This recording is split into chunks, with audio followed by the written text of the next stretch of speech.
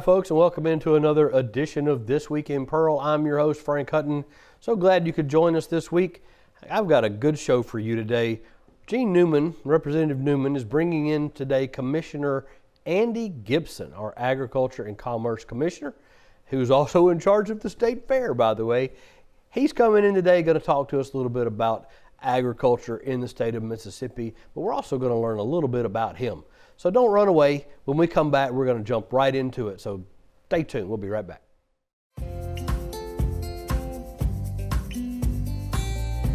Hello, I'm Mayor Wyndham, and I'm thrilled to show you the city creating its own future. Pearl is located in Rankin County, the fastest growing county in Mississippi, and there's no question why. Access to great schools, even better shopping, and unbridled beauty make Pearl a town that truly embodies its name. And with a truly exceptional team of first responders, public safety is another key component of our success. With fantastic housing opportunities from quaint suburban neighborhoods to gorgeous lakefront properties, there's a place for you here in Pearl. You can't beat the location. Right outside of Pearl is the crossroads of the South, where Interstate 20 meets Interstate 55. From here you can travel anywhere within the state or the country. Or you can choose to stay right here in Pearl or experience the small town atmosphere, community pride, and heart of the local residents.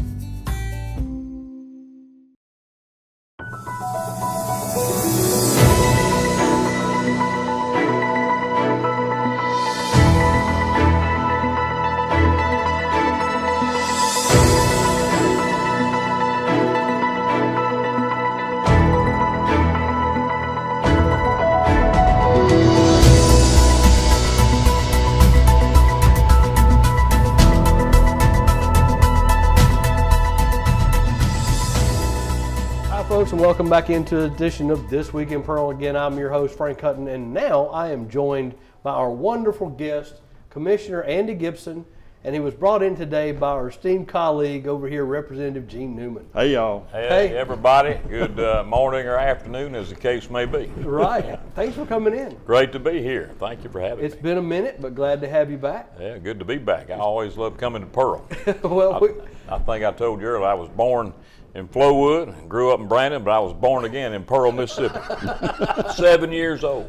I walked the aisle of Providence Baptist Church and received Christ, and I've never been the same. It's the best decision. That's a wonderful thing. That's right. 7 years old. I wasn't too far from you. I was 6 at First Jackson with Frank Pauley. Okay, well, that's a good one too. I'll tell you, he was a good one. He was the only preacher I've ever seen be able to bounce while he's in the pulpit. He was making his points. He could bounce. He was bouncing on his heels. I can't do that. But yeah, I came to realize that I was a sinner and I needed a Savior, and Jesus is His name. And so the best decision I ever made right here in Pearl. It's great to be back. I always think about it when I come. Thank you for coming in. We've had you on the show before, but for just the sake of the people that haven't gotten to know you, that haven't seen you, I want to touch a little bit about, you said you were born in Flowood. Kind of tell us about Mama and them, where are you from, and tell us about being married, all the things. Give us a little history. Well, I grew up here in Rankin County, born at the Woman's Hospital. That's why I say Flowood on my birth certificate. Sure. And my mama, Glenda, my daddy, brother Harry Gipson, and I grew up off of Highway 468, which is really between Pearl and Brandon. Right. Back then it was in the country. Now there's a lot of subdivisions and all kind of growth out there. But now back then was what year? Well, I was born in 1976. Okay. And grew up, graduated at Brandon High School in 1995. We're having our 30-year reunion. Supposed to one sometime this year. But grew up on our little farm, and we also had a family farm in Simpson County, just south of Star. You know where that is. So we grew up here, and my dad was a pastor here at the church in Pearl at the time, Providence Baptist Church. And another time, he pastored formerly Sunshine Baptist Church as interim pastor before it burned and it became Park Place Baptist Church. So a lot of connection here, and this is home to me. This is home to you. When I graduated from high school, I decided to move to our farm outside of Braxton, just south of Star. So moved there and went to Mississippi College, raising cows, commuting back and forth to MC in Clinton, and met my wife Leslie, my future wife Leslie, at Provine Chapel in Clinton, Mississippi. We courted for a year. We were engaged for a year and got married and had our wedding reception in our front of the cabin. And I convinced her to move to the country, and we decided to raise our children on the farm, and we raised 4 children together. Now Joseph is 21, and he's got a job. Praise the Lord. He's a ranch hand in Montana, as a matter of fact. Benjamin's 20. Montana. In Montana, that's right. Wow. He's living the real life Yellowstone. I'm fixing to ask. I mean, it's on a 26,000 acre ranch. Wow. I taught him well on our little farm. My golly. Our son Benjamin is 20. He's a student at Mississippi College, and he manages all the wildlife on our place. He likes to hunt and fish, and I do too, and that's a great young man. Abigail is our daughter. She's 16 years old, and she's in 4-H and showing lambs. So I never thought I'd be in the sheep business, but I am, and I never knew how bad they stunk. Oh my gosh. But let me tell you, she loves it, and she's very successful at it. And Good. it's a lot of work ethic that young lady has. And our baby girl, I say baby, she's 13 years old. She's our horse fanatic. She loves our horses and takes good care of the cows and horses and all the animals that we have. But anyway, long story short, I'm a Rankin County boy, and I'm privileged to be here in Pearl today. I told you I got saved in Pearl, 7 years old. It's just great to be home. That's fantastic. Oh, I appreciate that. You went to law school. Went to law school after I graduated at MC. I double majored in Christian studies and political science. Imagine that. That's quite a. I know. That's really kind of Well, interesting. They were my interest. All right. Sure. So I'm third generation Baptist preacher, and I thought I was going to go to seminary. I intended to go to seminary, but I got over to MC, and I really had a passion for history and the Constitution, and the founding of our country. So I got the equivalent of a double major in history and political science and Christian studies. And I wound up, the Lord blessed me to be able to go to law school, and I went to MC School of Law, practiced law for 20 years, and it's a very successful business practice, I would say, putting deals together. That's what I specialized in. So more of a business law. That's right. I hardly ever went to the courtroom. Went to the court, something done gone wrong. All right. If you're Got to stay out of court when you're putting business deals together. Yeah. But I helped form a lot of companies, startups, and also establish businesses to grow, raise capital, and succeed, and grow their jobs and their footprints. So I did that, and then it was somewhere along the line I got approached about running for the legislature. You know how that feels. And I told them I'd pray about it, and Leslie and I went off and prayed about it and had a peace about it, ran, won, was elected in 2007. District 77. District 77, took office, served, and let me tell you, I had an amazing, fun, but challenging, but successful career in the legislature. We passed the bill that overturned Roe versus Wade and went all the way to the United States Supreme Court. I was the chairman that brought that bill out, handled it on the floor with my colleague, Representative Becky Curry, and Gene was right there with us, and all the folks voted. We made history and ended abortion in Mississippi and in half of the country, and ended Roe versus Wade. Stood for our Second Amendment, passed those bills to restore our right to keep and bear arms. They had an attorney general at the time, a Democrat, who said you had to have a state permit to have a gun. I said, that's hogwash. My permit's the Constitution. It says it shall not be infringed. So we brought that back. And, then toward the end of my career, I felt like, Gene, one day, I hope it's not anytime soon, but one day you'll realize this season is coming to an end. And I told my wife Leslie at Christmas, I really feel like I'm not going to run for re-election. We've accomplished everything I had intended to. I don't want to be a career politician. So I told folks I'm not going to run. This was in 2018. Next thing I know, the governor's calling me up and saying, he said, Andy, I'm driving to appoint Cindy Hyde-Smith, who was ag commissioner at the time. Right. Driving to appoint her Senate. Would you serve as ag commissioner? I said, Governor, it's not in my plan. I'll pray about it. He said, well, pray fast. Let me know by 8 o'clock in the morning. That's exactly what he said. Pray fast. Life-changing decision. Pray fast. I did pray. We went home, prayed, my wife, Leslie, and our kids, and it was a perfect fit for us, and said yes. And so going on 8 years as agriculture commissioner, the greatest job in Mississippi, representing our hardworking farmers and ranchers. And really, I view my job, and I hope people have noticed, I really take personal the commitment to promote Mississippi. I love to promote all the good things about Mississippi. I've traveled the world promoting Mississippi, and that's why we started Genuine Mississippi. Everything grown, raised, crafted, and made right here in the Magnolia State. We have so many wonderful things. People outside this state, people in New York City or California, they ain't never been to Mississippi. They don't know what they're missing. But people who come here, We don't want them to know. we don't want them to know. It's a best kept secret. But people who come here and visit, they realize this is a great place. We have great people. We have great products. If it's worth raising in terms of food or growing, we do it better than anybody else in the world. So it's my privilege to represent the farmers and landowners and even the tree farmers out there. We got a lot of trees we need to sell. And you do that a little bit too. I do that too, raise cows and timber. Yep. And I remember, I'll tell this quick story if I have time. Oh yeah, hey, go ahead. I'll tell you two quick agriculture stories. Okay. When I first took office, my phone would ring off the hook as ag commissioner. What are you going to do about these low cow prices?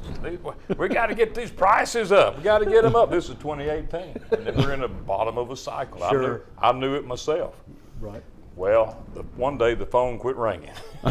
We got record cattle prices today, through the roof, so high. Right. Never seen cattle prices like that because so many people got out of the cow business, sold out the droughts, the wildfires, and just the shortage of beef that we have now. People are having to build back our herds, but in the meanwhile, cow prices sky high. A second one of my favorite stories, true story. I went to tour a poultry processing plant in Carthage, Mississippi.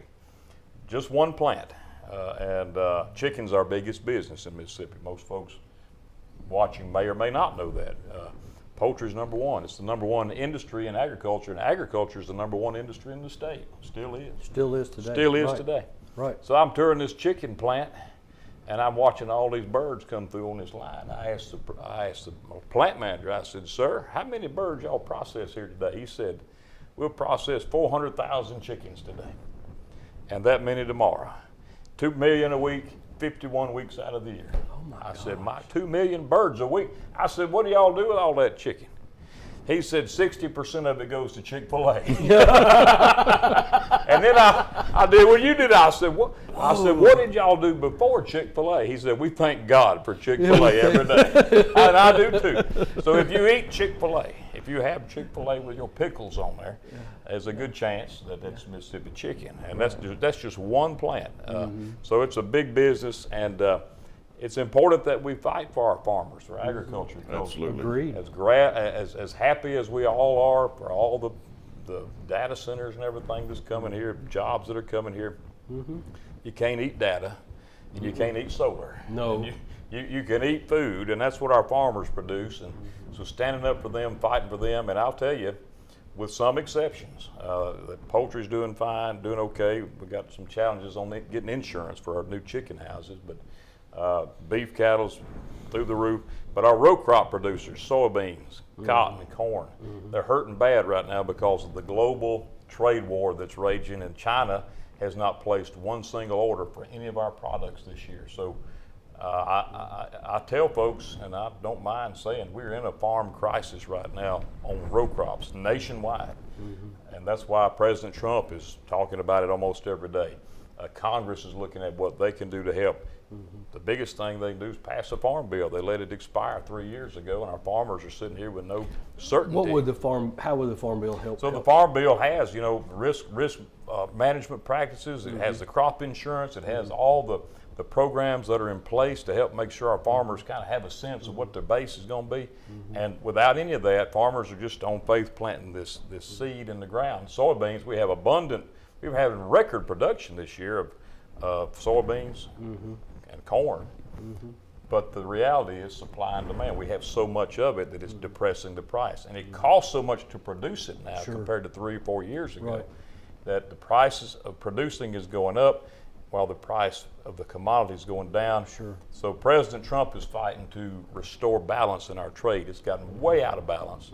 And he's in London as we record this here today, working on a trade deal for our farmers. So fighting for the farmers, and then promoting Mississippi, and we get to do that through things like the state fair. Which is great. I want to get to that, but I agree with you on the row crops, and I really want to try to figure out, what's the best way to salvage these guys, because we don't need anybody else. He's put together a group that We just started a farm council.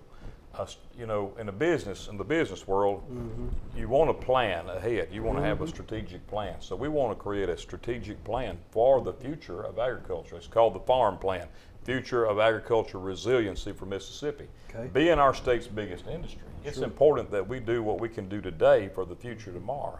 So I've assembled a group of private sector ag leaders and experts who are looking at all the different products that we have, that we produce, and looking at how we can be innovative. Some of the interesting ideas that have been discussed, and we're going to be traveling the whole state, meeting with farmers around every region. Before? We've done it before. I've done it more than a few times. More than a few times. And I was in Pontotoc last night meeting with folks. And the thing is that when we go talk to farmers, I find that it's the people who often have some of the best ideas. So we found out, we don't need to import any soybeans, but somebody is importing soybean oil from China. That makes no sense at all. We're cutting our own throat here. Why would we do that? Why would we? It makes no sense. When we could produce that oil, we have all this soybeans laying in storage. We can produce it here. One farmer said, and I researched it, he was right. You can take soybean oil and with a little scientific process, turn it into jet fuel, Jet A. It's called Jet A. It's a real deal. And it's actually the best jet fuel to fly airplanes and jets. So is it a cleaner burning style fuel? It is, but it's chemically identical to jet fuel from soybean oil. Canola can do the same thing. No kidding. So meeting with folks, peanut oil. Yeah, that's a peanut. You just have to. We have to think. All right, if China's going to not buy our product anymore, we either got to grow something different, or we got to find some other uses for it. And I think one of the things that our president wants to do is bring back domestic production. Why are we shipping our cotton over somewhere to Thailand or somewhere? They're creating our cotton shirts and sending them back over to us. Value added, when we could do it right here. We've allowed all that to go overseas. Right, we need to onshore all that. And we paid money for it to go overseas. I know, right? They took American taxpayer money and sent that stuff overseas. Exactly, right. And they won't buy our products. They put tariffs on our stuff, but they sell it all to us. China's the same way. Anything you buy today, just about, turn it over on the backside and look, made in China. We've been cutting our own throats. We've done it to ourselves, but we can fix that by bringing back more domestic production. I have a dream, a vision to have a sweet potato processing plant in or around Bardwell, Mississippi. When Representative Newman was early in office, I remember he called me about meat processing, and we've done that. When I took office, we only had 4 USDA approved meat processing plants in the state, and only 3 of them were operating commercially. We have tripled that now. We have them scattered all over the state, where we have the ability now to process our own cattle, right, our and own poultry. pork, and we're already doing the poultry. So that same concept applied to everything, whether it's cotton, corn. Now, most of the corn in Mississippi becomes chicken feed, and to supply. They're growing it for feed for something else, right? That's right. So it's not coming to the table. Exactly, most of it. But we have a lot of small farms, a lot of interest in small farms today that are very profitable, and you find a lot of them on our Genuine Mississippi site, genuinems.com. Whatever you want to buy. Is the day of the big farm consolidation over? Are we seeing things moving back to the smaller family farm? Is that, because you're talking about the smaller farms? Where is that cycle at right now? That's a great perceptive question.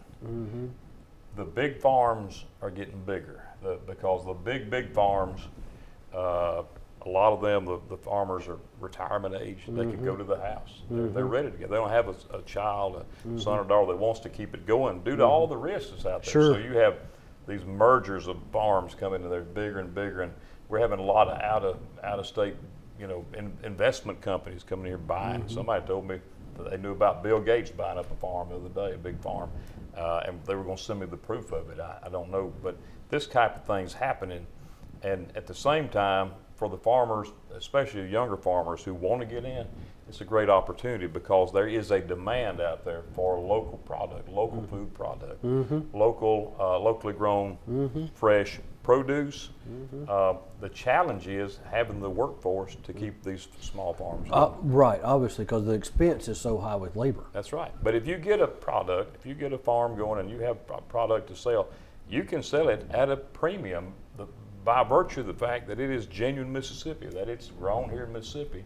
You can sell it at the farmer's market, and when you buy direct from a farmer, I always remind folks this, it's 0% sales tax for that farm-raised product, so you can save a lot of money on that. So buying direct from the farm, the farm or from a farmer at a farmer's market. Okay. You get 0% sales tax. So that's I don't something think people even. I didn't even remember that. Yeah. So remember that now. You go to the farmer's market and you 0% sales tax. When you're buying from the farmer, that's right. Now, if it's being resold, that's another matter. But the point is, if you go to genuinems.com, Genuine Mississippi, you can look and shop for anything you want to buy. Really, and I went to a popcorn farm the other day. We have genuine Mississippi popcorn in the Delta being raised and sold. We have, of course, lots of blueberries. Our state fruit is blueberries. Our state vegetables, sweet potatoes, sweet potato pies, and all the crafted products. So we have an abundant resource of food supply, but we don't have enough farmers who are really getting involved. We don't have near enough production that we could have. I guess that was kind of the basis of my question. We've got these large farms, and I'm not for Walmarting every farm. I'm just not. Yeah. I would rather see smaller farms, and many of those producing our food instead of one large. The problem with that is the small farms, for what it costs for production. I mean, you take a cotton picker or a soybean. Yeah, the amount of money you spend on the amount of money that you have to spend for that equipment. Sure. A small farm can't make it. So those big three, the soybeans, corn, and cotton, you're going to see more and more of the consolidation. You're going to see that happen more. That's right. Simply because of the cost of it. But the opportunity for farmers, for smaller farmers, and there's an ample amount of it, is what he's talking about, these specialty items that they can grow and afford, and they don't have to have all that specialized equipment and all that. Locally, we have 72 farmers markets in Mississippi. We're real proud of that. I think 10 years ago we had 25, but we have 72, almost one in every county, where these pop up during the growing season, and they have fresh produce. One opportunity that's out there is through, believe it or not, the president's Make America Healthy Again. He's wanting to have more abundant, affordable food. And I talked to a farmer in the Delta the other day. He said, the way these soybeans prices are, he said, I'd come out ahead planting Purple Hull peas. It would. People are thinking, they're worth a whole lot. Yeah, and it got him to thinking, well, where are all the peas coming from? We have a lot of peas that are grown here in Mississippi, but a lot of the canned products are coming from Mexico. They're coming from South America or overseas. Right. That's another thing. We need to bring that type of canning back here to this state.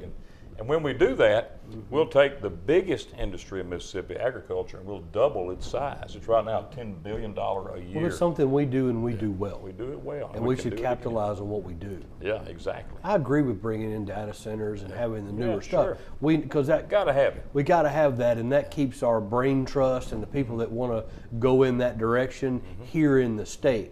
But we also need to keep doing what we do well. The folks that work in that data center want to get off work and go eat something fresh and local.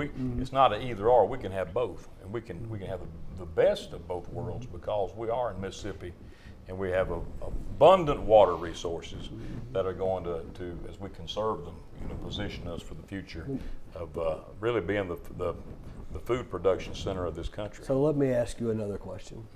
Do we as a society get desensitized to the needs of the farm because of the Krogers of the world? I think, it goes back to the number of farmers that there are today compared to a few years ago. In 1946, 60% of Americans had a personal connection to a family farm. They either lived on it or they... We're talking 46. 1946, right after World War II. Okay. Everybody had a tie to the family farm. Fast forward today, less than 2% of Americans are farming and providing 100% of the food products. So it's become so easy for people to move to town. They run to the grocery store. A lot of kids today think their food comes from the store. It doesn't. It comes from a farm. And so one of the things that we've tried to do is educate the public especially our young people, our children, that your food doesn't come from that meat case or that dairy case. It comes from a farm, and getting more of that back in our schools, realizing the importance of supporting our farmers, and it's never been more important to support them than it is right now. No kidding. Yeah. I didn't want to get too far off. You mentioned being in the legislature. I wanted people to understand this. One of the awards that you actually received, and you received many, but most people are not going to know this, and I had to refresh my memory because as I was researching for today, you won the Mothers Against Drunk Driving Award while you were in the legislature for year 2014. That's right. And 2015 and 2016. Yeah. So just before you left office, you won it 3 years in a row. Yeah. I handle a lot of the law enforcement issues, a lot of the public safety issues. And that has nothing to do with agriculture. It has nothing to do with agriculture, but I'm telling you, I've been able to use it. Sure. When I came to be ag commissioner, I found myself running a fairgrounds in the heart of Jackson, Mississippi. Right. And public safety is the greatest thing that we can focus on. Certainly. If people don't feel safe, nothing else is going to matter. So I had to, roll out a task force of law enforcement to keep the fairgrounds safe. And frankly, it's a challenge. Every day it's a challenge, but it's better now. It's better now than it's been in a long time, thanks to the Capitol Police, thanks to the Highway Patrol coming alongside us and helping. And we even brought in the National Guard on the state fairgrounds. Right, which helps. It absolutely helps. It helps. It's a presence. They're there, and we're glad to have them. So we've formed those partnerships, and that keeps the criminal element at bay. And we have to. So I was I handled all the law enforcement bills. A lot of them passed for the DAs, for the police chiefs, for the sheriff's association. And I handled the Second Amendment bills and the pro-life bills. And basically, Gene, anything that was controversial. Well, I wanted we overlap. I wanted people to understand that there's a lot more to. There's more to you than what people realize. And here's some nuggets that people may not realize. You have chaired the House Judiciary B Committee, the Ethics Committee. You've served on Agriculture, Appropriation, Ways and Means, County Affairs, Insurance, Municipalities, Transportation. You've had leadership roles with the Treasury Mississippi Legislative Conservative Coalition, and you were treasurer of the Mississippi House Republican Conference. So you've got a wide range of ability. I've been a policymaker for a long time. I would say. Before I was an executive officer, I was a policymaker, lawmaker, and I can't overstate the importance of our legislature because they're setting the policy, the direction for this state. And I want to thank you, Representative Newman, for serving. It's so important we have folks like you over there standing up for what's right. But I served in those roles, and I know that process. Not bragging, but I know it. No, and you do. And in 2018, you were awarded the Conservative Legislature of the Year. That's right. By the Mississippi Legislative Conservative Coalition. That's right. I'm honored to serve that. I was known when I was in the legislature as one of the most, I think I was ranked the most conservative member. Maybe Mark Forming was right up there with me. But I have not changed my beliefs one bit. I still believe what I believed back then, and been able to. Since you were 7. Yeah, so that's right. I have. And being ag commissioner has given me the executive experience, and we've actually figured out how to run this agency more efficiently, doing more with less, and with less taxpayer dollars. I would argue that you building a cattle business and a tree farm would qualify. Yeah, that's right. If you can't keep that going, if you can do that, that's right. From nothing, you've got to. It gives you the experience you need. It does to run state government. Now, state government runs totally different from a private business. There's a lot of bureaucracy baked into it, and some of it's a good bureaucracy, I guess. But we've tried to be very conservative with our dollars and expend them to make improvements. I remember going to the fairgrounds and walking through it for 3 days. I felt like Nehemiah walking around that place, and there's so much that needed to be done to be rebuilt. And the only way we could tackle it was one piece at a time. So the legislature gave us the authority to do that, and we tackled it. We renovated. We finished the new trademark. So we built it during COVID. And it's nice. It's done. Then we renovated the Coliseum to match it, and it's really nice and upgraded. We saved money by replacing all the electrical, all the lighting, going to LEDs. And then we just made little improvements here and there to make it better. And we actually wound up having to drill our own water well on the fairgrounds before the Jackson water crisis. Sure. But we're so glad that we did, because we were able to help the people of Jackson when that crisis came. Because it existed. We became the disaster response location for the Jackson water crisis. We were filling up National Guard tanker trucks, and they were rolling out to help people in need. And so all of that to say, we're doing more with less. And we've had 4 back-to-back record Dixie National Livestock Show and Rodeo events. I'm proud of that. We wanted to have a 5th record this coming February. And then our state fair is the largest. I was just fixing to get that. You brought me this wonderful book here. So tell us about the Great American Mississippi State Fair. And there's some new stuff this year. Yeah, this is new. So I was at my desk in June. Of course, President Trump was reelected in November. And he had said when he was running last year, he said, I want to have a Great American Fair. That's what he was saying on the campaign trail. Well, we all just kind of heard it and didn't think a whole lot more about it, but he's a man of his word. And we got an email from the White House saying the president is launching the Great American Fair Initiative. He wants the state fairs to be the patriotic epicenters of the America 250 celebration, because we're heading into the 250th birthday of America. We are. We're recording this episode on Constitution Day, as a matter of fact. So 250 years of American freedom, and he said the celebration begins now. And so the challenge was to each of us states that want to participate to put on the most patriotic fair in America. And I didn't even have to pray about that. I wrote it back. Phil Bryant said you didn't have to pray quickly. I didn't have to pray. I wrote it back. I said, you can count Mississippi 100% in. That's the first thing I did. Second thing I did, I called Lee Greenwood's agent. I said, we want Lee Greenwood at the Mississippi State Fair to sing, I'm proud to be an American. And he's coming October 13th, Columbus Day. Isn't that wonderful? To wrap up the fair, we're going to have a Great American Parade, a huge fireworks show. We're going to have a ribbon cutting with the National Guard and a military flyover on October the 2nd. And we built in here some very special programs. As a matter of fact, on October 8th, a day of prayer for rededication of America as one nation under God. And we've got First Baptist Jackson's choir and orchestra coming during that event. That's 10 o'clock on Wednesday, October 8th. And then we have another church, Pine Grove Church, is putting on a patriotic theatrical performance of really key moments in the fight for American freedom. So if we don't win the most patriotic state fair, I don't know who can, y'all. But the whole point is July 4th. 2026. 250 years of American freedom. The president is hosting on the National Mall the Great American Fair, represented by all 50 states, all states that want to participate. So I'll be representing Mississippi. We're going to bring a little taste of our state fair. What do we get to take? Well, if I don't take anything else, I'm taking the biscuit booth to Washington, D.C.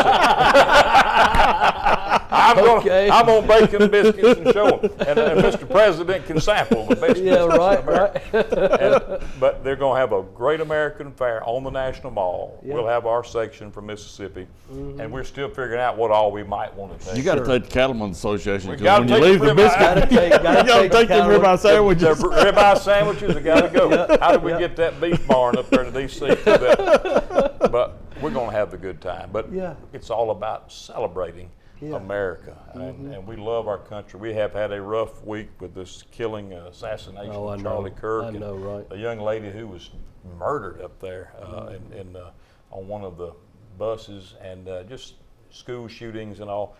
The negativity, the evil that's out there is all around us. But at the same time, we live in the greatest country in the world. And it was Charlie Kirk who gave his life I think to really be a wake-up call to all of us, the freedom of speech, to speak our mind, our First Amendment.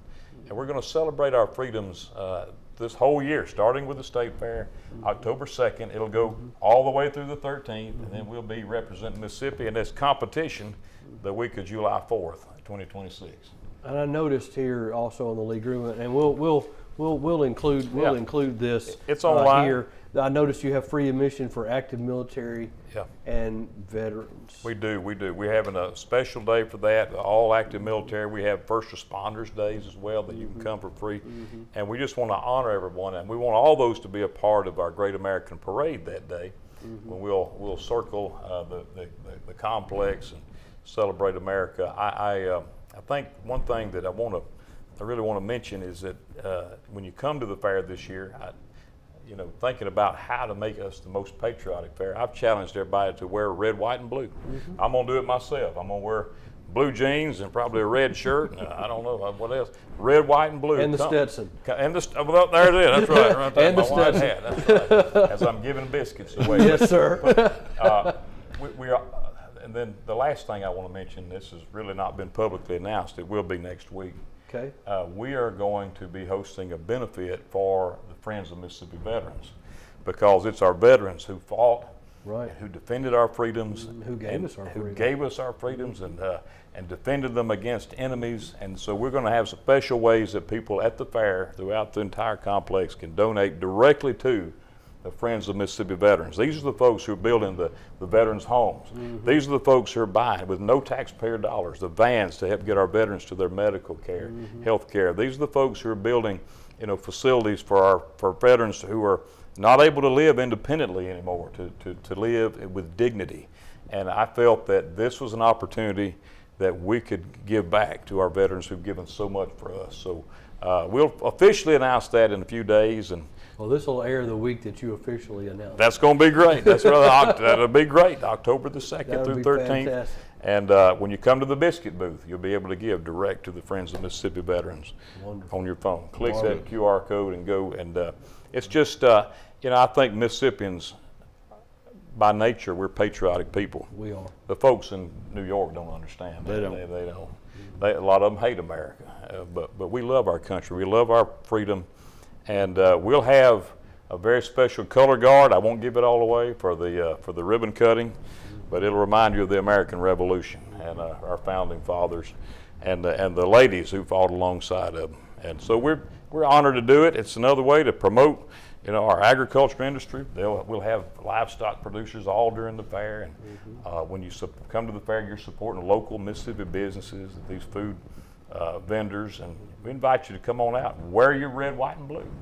Yeah. Sounds great. Yeah, Now, before I let you go, you've thrown your hat in the ring I did. to run for governor. Now, first of all, I want to know, why in the world would you want to do that job? Well, that's a great question. But please answer, why in the world would you want to do that job?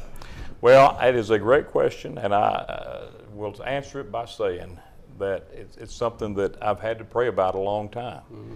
The last 2 years, and I traveled the state. I've been all over Mississippi and all 82 counties a bunch of times. And everywhere I would go, whether it was to Jerry's Fish House in Florence or whether it was Craven Catfish in Sherman, Mississippi, wherever I would go, people would stop me and say, "Will you run for governor? Are you going to run for governor? Are you going to do that? Will you do that?" And so many voices. I'm talking tens of thousands of people. I'm not exaggerating. When I have the fair, bunch of people, all from all over Mississippi, "We need you to run for governor." Finally, I told my wife, Leslie, we've been married 24 years this year. I said, Congratulations. Thank you. We'll have 25 in 2026. I said, "Leslie, we have to get away and get out these voices that are in my mind. I don't want to do what I want to do or what other people want to do. I want to do what the Lord wants me to do." So we had a getaway in May of 2025. We went to visit our son who's working in Montana. And while we were there, I spent about 2 days with my Bible in prayer, and I had a very clear direction from the Lord to do this, and a confirmation. I didn't hear an audible voice, but in my spirit I sensed the Lord saying, "Do it, and do it now." So I got back, that's exactly what I did, and I literally threw that hat out at the Neshoba County Fair, and a young man caught it like a Frisbee. But I am excited about it. It's a long way off. And I don't know who else is going to run, and I don't care. And it doesn't matter. It doesn't matter.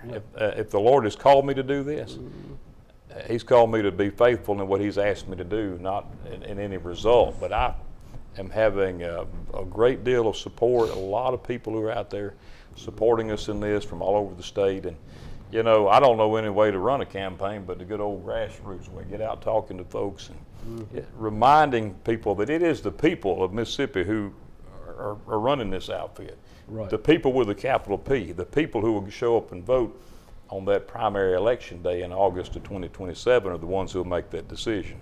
Not you know, the money in the bank or whatever. It's the people's decision. So I'm offering myself as a conservative, as a proven conservative leader for this state, humbly. And in the meanwhile, I'm going to keep doing this job to the very best of my ability. I was going to say, you're doing so well at this job. I'm going to keep doing it. Do you want to run off and do that other one? Oh, my. I feel like we have a need. I really sense that our state's at a pivotal moment, and we're going to need someone who can set the tone for the future of this state with all the positive things that we have going. And I'm a positive person. Absolutely. I think anybody who knows me knows. I don't mind fighting. I'll get in the fight if I have to and get in it to win. But I like to be positive and put our best foot forward as Mississippians. And I feel like God has called me to do this. So well, He puts you where He wants you. He does. And if he wants me to be governor, that's where I'll be. That's where you'll be. And I'm expecting to be there, but I can't do it without people's support and their voting. You know, again, there are a lot of good people talking about running. I don't have anything. You'll never hear me say anything negative about anybody else. I'm not running against anybody. I'm running for this office to be your next governor. So I just want to thank the good people of Pearl, Mississippi. You've always been good to me. It's a special place. And I look forward to seeing y'all out there. I was born again in Pearl. You can quote me on that. And I'll be seeing y'all around. Yeah, you were born again right here. Right here. Mississippi. No, that's right. The most important decision I ever made, receiving Christ. The second one is marrying Leslie. I was going to say, what's her name, Leslie? That was the second most important decision you ever made. 24 years ago. Congratulations. Well, thank you. We're just honored to do it. And last question. Do you see with the news right now and the assassination of Charlie Kirk and the thing that I'm gonna ask you, but I'm gonna preface it real quick. With his death, they've ignited this massive movement. I mean, he went from 1 million followers on X to 12 million literally in 24 hours. That's right. Do you and the group he was talking to is the one responsible? We're talking about the 18 to 25-year-old. It's even a little younger than that. It's down in high school. It's even gotten down even younger, but that big demographic right there. Yeah. Do you see a rebirth now, finally? I really do. Of Christianity in our young people? I really do, and we see it in our church. We hadn't really talked about it, but I'm also a bivocational pastor, so I preach every Sunday, and we're having a lot of young people who are coming and getting involved for the sake of their families. They see the importance of exactly what Charlie Kirk has been saying. Is if you want to be successful, first of all, make the decision to follow Christ, and then have a family and lead your family in the right direction. And I think there's a burning desire for that. And I'm by no means a perfect parent or perfect dad. I would never claim to be that. We're human beings. But I think, I do think that as I talk to young people, they will ask me, you know, how did you raise these 4 kids to, all of them, to know the Lord and to walk close to Him? And I think that desire of people to push back against the culture that's been saying, you know, family doesn't matter, your faith doesn't matter, do your own thing.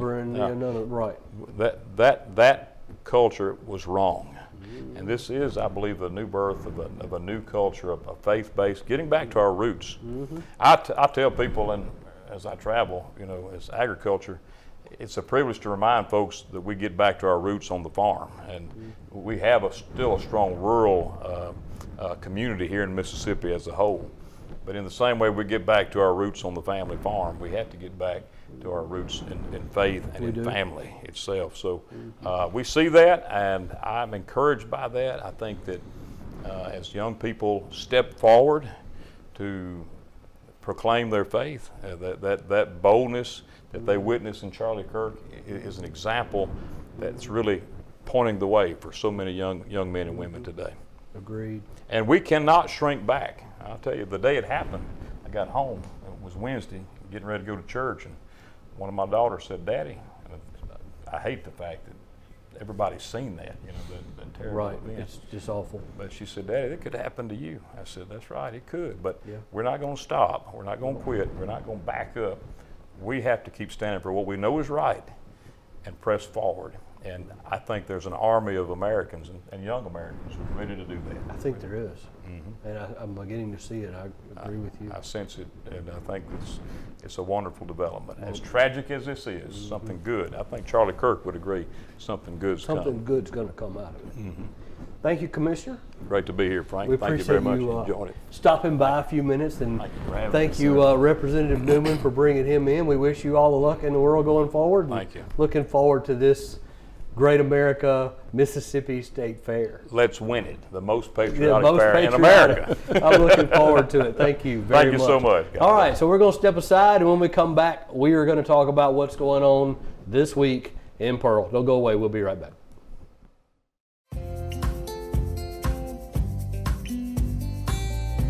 Hello, I'm Mayor Wyndham, and I'm thrilled to show you the city creating its own future. Pearl is located in Rankin County, the fastest growing county in Mississippi, and there's no question why.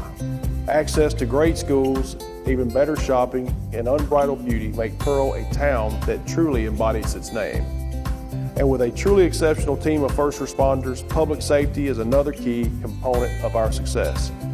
With fantastic housing opportunities from quaint suburban neighborhoods to gorgeous lakefront properties, there's a place for you here in Pearl. You can't beat the location. Right outside of Pearl is the crossroads of the South, where Interstate 20 meets Interstate 55. From here you can travel anywhere within the state or the country. Or you can choose to stay right here in Pearl or experience the small town atmosphere, community pride, and heart of the local residents.